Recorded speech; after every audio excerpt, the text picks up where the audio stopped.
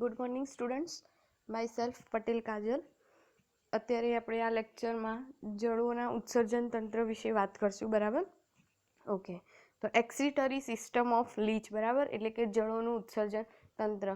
આપણે ઉત્સર્જન તંત્ર એટલે શું? તો ઉત્સર્જનની ક્રિયા સાથે સંકળાયેલા અંગો ભેગા મળી જે તંત્રની રચના કરે છે એને શું કહેવાય છે?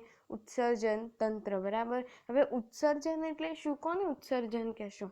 તો જે આપણે બોડી હોય છે એ બોડીમાંથી જે વેસ્ટેજ એટલે કે જે નકામા હોય છે પદાર્થો, એ પદાર્થોને પ્રવાહી સ્વરૂપે, એમાં કયા કયા પદાર્થો હોય છે?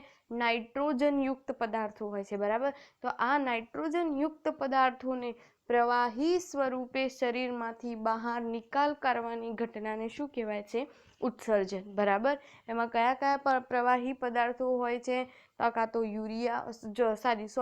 કાં તો એમોનિયા હોય, યુરિયા હોય અથવા યુરિક એસિડ હોય, બરાબર. અલગ અલગ પ્રાણીઓમાં એનું અલગ અલગ હોય છે, બરાબર. ધારો કે જો પાણીમાં રહેતા પ્રાણીઓ હોય તો એ એમોનિયાનું ઉત્સર્જન કરે છે, બરાબર. અને જે જમીન ઉપર, ધારો કે આપણે છીએ, બરાબર, તો આપણે યુરિયા સ્વરૂપે ઉત્સર્જન કરીએ છીએ. અને જે બર્ડ્સ છે, ગરોળી છે, એ લોકો જે ઓછું પાણીનો યુઝ કરતા હોય તો એ પાણી પોતાના શરીરમાં બચાવી રાખવા માટે એ શું કરતા? યુરિક એસિડનો સ્ત્રાવ કરતા હોય છે, બરાબર, કે જે એક અર્ધઘટ્ટ સ્વરૂપે હોય છે, યુરિક એસિડ સ્વરૂપે. ઓકે, તો અલગ અલગ રીતે એ લોકો એનું ઉત્સર્જન કરતા હોય છે. હવે જે જળો જેવા જે પ્રાણી હોય છે એ એમોનિયાનું ઉત્સર્જન કરે છે, એટલે કે એમોનિયા એ વધુ ઝેરી છે અને તાત્કાલિક એનું નિકાલ કરવો જોઈએ. અને એ પાણીમાં જ રહે છે તો એને પાણીની એટલી અછત સર્જાતી નથી, એટલે એ વધુ ઉત્સર્જન કરી શકે છે, બરાબર. એટલે એ એમોનિયા સ્વરૂપે કરે છે. ઓકે, તો હવે આપણે એની ચાલુ કરીએ તો એમાં 17 જોડ ઉત્સર્ગિકાઓ આવેલી છે, બરાબર. અને એ ઉત્સર્ગિકાઓ મારફતે ઉત્સર્જન કરે છે. તો એની ઉત્સર્ગિકાઓ કેવી છે, એના કયા કયા અલગ અલગ એના પાર્ટ છે? મુખ્ય પુંજ છે, ઇનિશિયલ પુંજ છે, અંદરનો પુંજ, એવા અલગ અલગ પુંજ છે. પછી એ શુક્રપિંડ, જે 11 જોડ જે ઉત્સર્ગિકાઓ છે એ શુક્રપિંડ સાથે જોડાયેલી છે, તો એને શું કહેવાય છે? શુક્રપિંડીય ઉત્સર્ગિકાઓ. અને જે પ્રથમ 6 જોડ ઉત્સર્ગિકાઓ છે એ શુક્રપિંડ સાથે જોડાયેલી નથી, તો એને શું કહે છે? પૂર્વ શુક્રપિંડીય ઉત્સર્ગિકાઓ. કારણ કે એ શુક્રપિંડ જે આવેલું છે એના કરતાં આગળના ખંડમાં આવેલી છે, તો એને શું કીધું છે? પૂર્વ શુક્રપિંડીય ઉત્સર્ગિકાઓ, બરાબર. તો અહીંયા એ ઉત્સર્ગિકાના પાર્ટ કયા કયા ભાગો છે એ વિશે આપણે જોઈશું, બરાબર. તો અહીંયા તમે જોઈ શકો છો, આ જળોની શુક્રપિંડીય ઉત્સર્ગિકા બતાવી છે, જે લાક્ષણિક ઉત્સર્ગિકા છે, બરાબર. ઓકે, એમાં તમે જોઈ શકો છો આ શું છે? શુક્રપિંડ કોથળી, બરાબર. અહીંયા શુક્રપિંડ કોથળી છે, તમે જોઈ શકો છો. એના પછી અહીંયા તમે જોઈ શકો છો ઇનર પુંજ છે, બરાબર. એના પછી આ એપિકલ પુંજ છે, પછી આ મુખ્ય પુંજ છે, આ ઇનિશિયલ પુંજ છે. આમ 4 ભાગ પડે છે, 4 પુંજ પડે છે, બરાબર. પછી આ પશ્વ અંગ છે, બરાબર. અને આ શું છે? આખું વેસિકલ છે. વેસિકલ એટલે કોથળી જેવી રચના, પુટિકા જેવી રચના, બરાબર. આ વેસિકલ છે અને વેસિકલમાં વેસિકલ નલિકા, એટલે એ વેસિકલની નલિકાને શું કહેવાય છે? વેસિકલ નલિકા, બરાબર. અને આ જે વેસિકલ છે એ છિદ્ર મારફતે ખુલે છે, એને શું કીધું છે? ઉત્સર્ગ છિદ્ર, બરાબર. એ છિદ્ર મારફતે શરીરની બહાર ખુલે છે. હવે કઈ રીતે એનું ભાગ છે એ આપણે જોઈએ. અહીંયા જે શુક્રપિંડ કોથળી છે એમાં સિલેટેડ અંગ પણ જોવા મળે છે, બરાબર. ઓકે, જળોનું ઉત્સર્જન તંત્ર. જળોના ઉત્સર્જન તંત્રમાં શ્રેણીમાં ગોઠવાયેલ 17 જોડ ઉત્સર્ગિકા આવેલી છે, જે ક્યાંથી ચાલુ થાય છે? 6ઠ્ઠા ખંડથી 22 ખંડ સુધી દરેક ખંડમાં એક જોડ ઉત્સર્ગિકા આવેલી છે. એનો મતલબ એ કે 1 થી 5 ખંડમાં આવેલી નથી અને 23 થી 33 ખંડમાં પણ આવેલી નથી, બરાબર. ક્યાં આવેલી છે? 6ઠ્ઠા ખંડથી ચાલુ થઈ 22મા ખંડ સુધી, બરાબર. જળોના પ્રથમ 5 ખંડમાં ઉત્સર્ગિકા જોવા મળતી નથી. કુલ 17 જોડ ઉત્સર્ગિકામાંથી પ્રથમ 6 જોડ ઉત્સર્ગિકા એ શું કહેવાય છે? પૂર્વ શુક્રપિંડીય ખંડમાં જોવા મળે છે, એટલે કે જ્યાં શુક્રપિંડ જ્યાંથી ચાલુ થાય છે એના પહેલાના ભાગ, બરાબર. તો જે 6 જોડ છે, પ્રથમ 6 જોડ ઉત્સર્ગિકા એ કઈ કહેવાય છે? પૂર્વ શુક્રપિંડીય ખંડોમાં આવેલી છે, માટે એને શું કહેવાય છે? પૂર્વ શુક્રપિંડીય ઉત્સર્ગિકાઓ, બરાબર. જ્યારે બાકીની 11 જોડ ઉત્સર્ગિકા એ શુક્રપિંડીય ખંડમાં આવેલી છે, તો એને શું કહેવાય છે? શુક્રપિંડીય ઉત્સર્ગિકા. હવે શુક્રપિંડીય ખંડ એટલે કે જ્યાં શુક્રપિંડ આવેલા હોય છે, બરાબર. ઓકે. શુક્રપિંડીય વિસ્તારમાં લાક્ષણિક ઉત્સર્ગિકાઓ આવેલી છે. આ ઉત્સર્ગિકાનો આકાર થોડે ઘણે અંશે કેવો છે? ઘોડાની નાળ જેવો છે, બરાબર. ઓકે. ઉત્સર્ગિકાના 2 પાસમાંથી એક પાસ શુક્રપિંડીય કોથળી સુધી વિસ્તૃત થયેલો છે, જ્યારે બીજો પાસ એ વેસિકલ્સમાં ખુલે છે. અહીંયા તમે જોઈ શકો છો, એક પાસ એ આ શુક્રપિંડ કોથળી સાથે જોડાયેલો છે અને બીજો પાસ ક્યાં જોડાયેલો છે? એ વેસિકલ્સ જોડે, બરાબર. ઓકે. ઉત્સર્ગિકાનો ઘોડાની નાળ આકારનો ભાગ એ પૃષ્ઠ પાર્શ્વ બાજુએ આવેલા છે, જેને શું કહેવાય છે? મુખ્ય પુંજ તરીકે પણ ઓળખાય છે. આ પુંજ 2 અસમાન અગ્ર અને પશ્વ અંગ ધરાવે છે, બરાબર. જેમાં અગ્ર અંગ કેવો છે? લાંબો, જ્યારે પશ્વ અંગ કેવો છે? ટૂંકો. અગ્ર અંગના અંદરના ભાગમાંથી વેસિકલ નલિકા નીકળી વેસિકલમાં ખુલે છે. વેસિકલ એટલે જે મેં અત્યારે આગળ બતાવી કોથળી જેવી એક રચના છે ને એમાં નલિકા આવેલી છે, એટલે કે વેસિકલ નલિકા શામાં ખુલે છે? વેસિકલમાં. અને વેસિકલ એ બહારની બાજુએ એક ગોળાકાર છિદ્ર મારફતે ખુલે છે, જેને શું કહેવાય છે? ઉત્સર્ગ છિદ્ર, બરાબર. જ્યારે મુખ્ય પુંજનો પશ્વ અંગ આગળના ભાગ જઈ મજબૂત એપિકલ પુંજ બનાવે છે. અહીંયા જોઈ શકો છો, એ આગળના બાજુએ જઈ શું બનાવે છે? મજબૂત એપિકલ પુંજ બનાવે છે, બરાબર.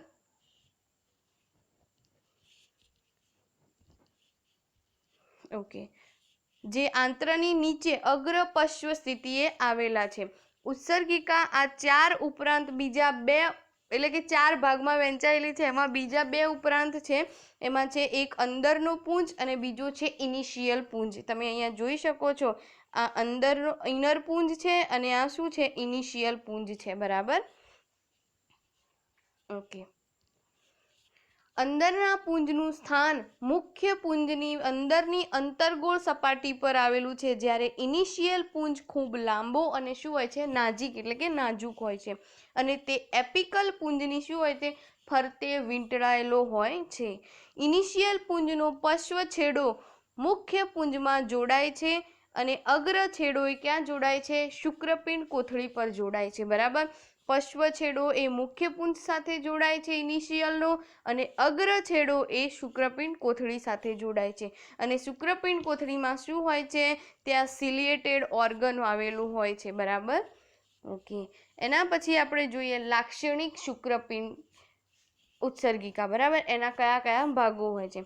તો લાક્ષણિક શુક્રપિંડ ઉત્સર્ગિકામાં 4 ભાગ હોય છે: સિલિએટેડ ઓર્ગન, એપિકલ પુંજ, મુખ્ય પુંજ, ઇનર પુંજ અને વેસિકલ્સ, બરાબર.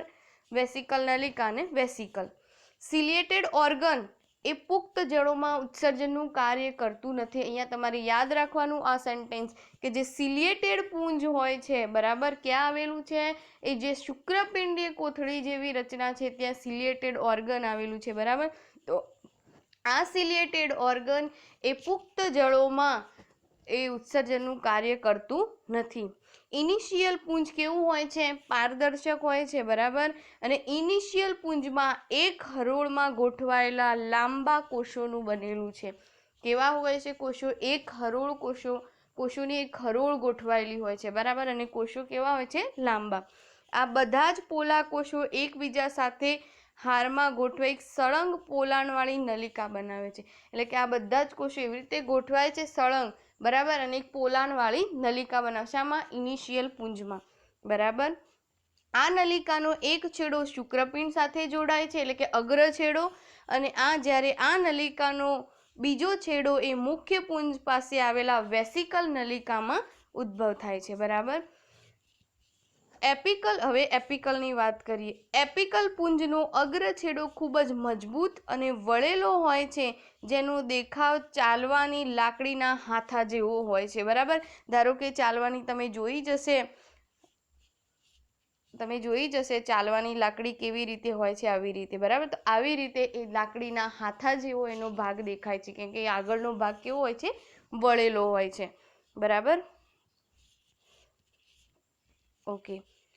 ઉત્સર્ગિકામાં એપિકલ પુંજની લંબાઈ આશરે કેટલી હોય છે, 5 mm, બરાબર. અને ઇનિશિયલ પુંજ કરતાં એપિકલ પુંજના કોષો કદમાં કેવા હોય છે, મોટા હોય છે.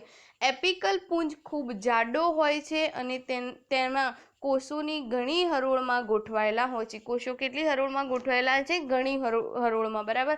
પણ ઇનિશિયલ પુંજમાં કોષો એક જ હરોળમાં ગોઠવાયેલા છે.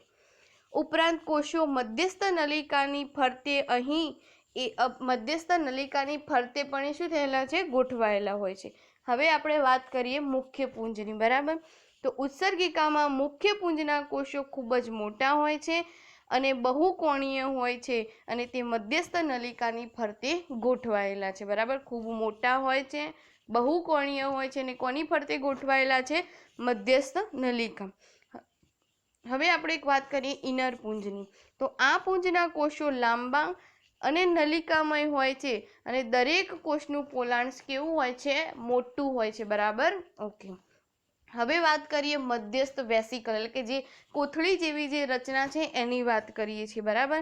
તો મધ્યસ્થ વેસિકલ એ ખૂબ મોટી, થોડે ઘણે અંશે અંડાકાર કોથળી છે, બરાબર. તમે જોઈ જશે આવી રીતે આવી રીતે અંડાકાર, આવી રીતે એક કોથળી છે, બરાબર. ઓકે. મધ્યસ્થ વેસિકલ ઉત્સર્ગિકાની પાછળ આવેલી છે અને તે શરીર દિવાલની પાર્શ્વ સપાટીએ જોવા મળે છે, બરાબર. મધ્યસ્થ વેસિકલની દિવાલ કેવી હોય છે, ખૂબ જ પાતળી અને હંમેશા પુષ્કળ પ્રમાણમાં ઉત્સર્ગ પ્રવાહીથી શું હોય છે, ભરેલી હોય છે, બરાબર. કારણ કે બધા જ ઉત્સર્ગ પ્રવાહી ક્યાં આવે છે, વેસિકલ્સમાં ઠલવાય છે અને એ વેસિકલ્સમાંથી એ છિદ્ર મારફતે શરીરની બહાર એનો શું થાય છે, નિકાલ થાય છે, બરાબર. મધ્યસ્થ વેસિકલની દિવાલ પર વેસિકલ નલિકા આવેલી છે, બરાબર. તમે અહીંયા જોઈ શકો છો, અહીંયા વેસિકલ નલિકા છે. આ જે છે, બરાબર, નલિકા એ શું છે, વેસિકલ નલિકા,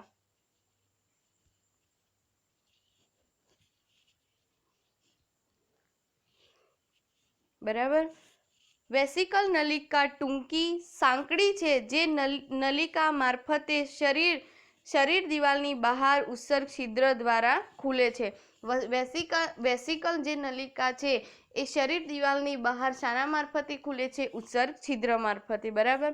ઉત્સર્ગિકા ઉત્સર્જનનું કાર્ય કરે છે અને વધારાનું પાણી અને નાઇટ્રોજન યુક્ત ઉત્સર્ગ પદાર્થોને શું કરે છે, દૂર કરે છે. હવે વધારાનું પાણી એટલે ક્યાંથી આવ્યું, તો જળો હંમેશા પાણીમાં રહે છે, બરાબર. અને એની દિવાલ પાતળી હોય છે, શરીર દિવાલ, એટલે એ પાણી ઇઝીલી એના શરીરમાં એન્ટર થતું રહે છે સતત. હવે એ જો પાણીનું સતત એ બહાર નિકલ ન કરે તો પાણી એ શરીરમાં ભરાઈ જાય, બરાબર. અને ભરાઈ જાય તો એ શું થઈ જાય, એનું શું થઈ જાય, એકદમ ફૂલી જાય અને ફાટી જાય, બરાબર. એટલા માટે સતત પાણીનું શું કરવું જોઈએ, જરૂરી છે, નિકાલ. એટલા માટે એ એમોનિયા સ્વરૂપે ઉત્સર્ગ પદાર્થોનું સ્ત્રાવ કરે છે, કારણ કે અહીંયા એનું ઉત્સર્જન મતલબ એ સતત પાણીનો નિકાલ કરતું હોય છે, તો એની સાથે સાથે એમોનિયાનો પણ નિકાલ કરે છે, બરાબર. ઓકે. જળો જલીય પ્રાણી હોવાથી તે ચામડી દ્વારા ખૂબ જ પ્રમાણમાં પાણી શોષી લે છે અને વધારાના પાણીનું ઉત્સર્જન ઉત્સર્ગિકા છિદ્ર દ્વારા કરે છે. આમ આશ્રુતિ દાબ જળવાઈ રહે છે, એટલે કે અંદર, હવે આશ્રુતિ એટલે તો તમને ખબર જ હશે કે પાણી જે હોય છે એ વધુથી ઓછી તરફ વહન પામતું, ઓનલી પાણી દ્રાવક જ, બરાબર. એટલે બહાર જે તળાવનું પાણી છે એ જળોના શરીરની સાપેક્ષ કરતાં વધુ હોય છે, એટલે ઓછી સાંદ્રતાથી પાણી ક્યાં આવે છે, વધુ સાંદ્રતા તરફ આવે છે, બરાબર. અને જેમ જેમ જળોના શરીરમાં પાણી એન્ટર થતું જાય છે તો એમાં આશ્રુતિ દાબ શું થશે, વધતો જાય, દબાણ વધતું જાય છે. અને જો એ પાણીનો નિકાલ ન કરવામાં આવે તો એ શરીર એનું ફૂટી જાય છે અને બ્લાસ્ટ થઈ જાય, બરાબર, તૂટી પણ જાય છે, બરાબર. અને જે તે અંગ પેશીને શું થતું હોય છે, નુકસાન થતું હોય છે. માટે સમયસર મતલબ એમાંથી પાણીનો શું સતત નિકાલ થતો હોય છે. ઓકે, જળોમાં ઉત્સર્ગ પદાર્થમાં એમોનિયા અને થોડાક માત્રામાં શું હોય છે, પ્યુરિન બેઝ હોય છે. હવે એમોનિયા કેમ એમોનિયા સ્વરૂપે, જો જળો છે એ એમોનિયા હંમેશા નાઇટ્રોજનયુક્ત પદાર્થો, કોઈ પણ સજીવ હોય છે ઉત્સર્જનમાં નાઇટ્રોજનયુક્ત પદાર્થોનું શું કરતું હોય છે, ઉત્સર્જન કરતું હોય છે, બરાબર. હવે નાઇટ્રોજનયુક્ત પદાર્થો જોડે એમોનિયા બનાવે છે, NH3, બરાબર, NH3, આ એમોનિયા છે. આ એમોનિયા જે છે એનો નિકાલ તરત જ કરવો પડે છે, કારણ કે આ આપણા શરીર માટે હાનિકારક છે, બરાબર. એટલે એ જેવો બને એવો જ એનો તરત નિકાલ કરી દેવો પડે. હવે જળોમાં કેવું હોય છે, સતત એમાં પાણીનો નિકાલ કરવાનો જ હોય છે, એટલે તરત જ જેવો આ બને છે તાત્કાલિક જ એનો નિકાલ શક્ય બને છે, બરાબર. પરંતુ આપણામાં આપણે એ યુરિયા સ્વરૂપે ઉત્સર્જન કરીએ છીએ, તો કેમ એમોનિયા સ્વરૂપે નથી કરતા, કારણ કે આપણે પાણીમાં રહેતા નથી, બરાબર, આપણે જમીન ઉપર રહીએ છીએ, એટલે આપણે આપણા શરીરમાં એ પાણીનું પ્રમાણ જાળવવા માટે આપણે વારંવાર પાણી ઉત્સર્જન કરતા નથી, બરાબર. એટલા માટે અહીંયા યુરિયા હોય છે એ આપણા લીવરમાં જઈ અને જે એમોનિયા હોય છે એ તરત જ લીવરમાં જઈને યુરિયામાં કન્વર્ટ થાય છે, અને યુરિયા એ એમોનિયા કરતાં ઓછો ઝેરી છે, બરાબર. અને પછી થોડા સમયાંતરે આપણે શું કરીએ છીએ, એનો નિકાલ કરીએ છીએ. અને એનાથી પણ વધારે જે પક્ષીઓ હોય છે, બર્ડ્સ, એમાં યુરિક એસિડ સ્વરૂપે કરતા હોય છે, બરાબર. તો એ કેમ એવું, કારણ કે એક તો એમાં બ્લેડર નથી, બરાબર, મૂત્રાશય હોતું નથી પક્ષીમાં. કેમ, કારણ કે જો મૂત્રાશય હોય એમાં મૂત્ર ભરાય તો એમનું વજન વધી જાય, એટલે જે એ હવામાં ઉડતા હોય છે એમાં એમને પ્રોબ્લેમ આવે છે, બરાબર. એટલે વજનના ઘટાડા માટે એમાં બ્લેડર હોતું નથી. એટલા માટે શું હોય છે કે એમાંથી જે યુરિયામાંથી પણ યુરિક એસિડ સ્વરૂપે થાય છે, એટલે કે યુરિયાનું પછી યુરિક એસિડમાં કન્વર્ટ થાય છે, એટલે અર્ધઘટ સ્વરૂપે એનું સ્ત્રાવ કરે છે, બરાબર. તમે જોયું હોય તો કોઈ વાર કોઈ બર્ડ, જે આપણે બધા એમ જ કહેते ચરકી ગયું, બરાબર, એ અર્ધઘટ સ્વરૂપ, થોડું પ્રવાહી, મતલબ એકદમ ઘટ હોતું નથી, અર્ધઘટ હોય છે, બરાબર. તો એ શું હોય છે, એનું યુરિક એસિડ સ્વરૂપે કરે છે. અને અહીંયા જળો એ શાના મારફતે કરે છે, એમોનિયા, અને એમાં શું હોય છે બીજું, પ્યુરિન બેઝ, બરાબર. તમને ખબર જ હશે DNA બંધારણમાં પ્યુરિન અને પિરિમિડિન એવા 2 પ્રકારના બેઝ હોય છે, નાઇટ્રોજન બેઝ હોય છે, બરાબર. તો અહીંયા એના ઉત્સર્જનમાં શું હોય છે, એમોનિયા, અને શું હોય છે, પ્યુરિન બેઝ હોય છે, બરાબર. અહીંયા તમારે આ ટોપિક પતી જાય છે. તો અહીંયા આપણે શું જોયું, તો કે એમાં કયા કયા ભાગો છે, ઇનિશિયલ પૂંજ, બરાબર, મુખ્ય પૂંજ, પછી અંદરનું પૂંજ, એપિકલ પૂંજ, પછી એમાં વેસિકલ નલિકા, બરાબર. શુક્રપિંડ કોથળી હોય છે, એમાં પછી સિલિએટેડ ઓર્ગન હોય છે, બરાબર.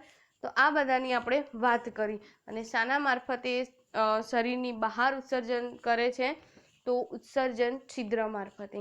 અને કેટલી જોડ આવેલી હોય છે ઉત્સર્ગિકાઓ, તો 17 જોડ ઉત્સર્ગિકાઓ આવેલી છે, બરાબર. અને ક્યાં સુધી કયા ખંડથી ચાલુ થાય છે, તો 6ઠ્ઠા નંબરના ખંડથી 22 નંબરના ખંડ સુધી ઉત્સર્ગિકાઓ પથરાયેલી હોય છે, બરાબર. દરેક ખંડમાં એક જોડ આવેલી છે, બરાબર. Okay, thank you. અને જે આગળનું લેક્ચર છે એમાં હવે આપણે એક જ સિસ્ટમ બાકી છે, બરાબર, એ લેશું. એના પછી આપણે સેકન્ડ યુનિટ પતી જશે. Okay, thank you.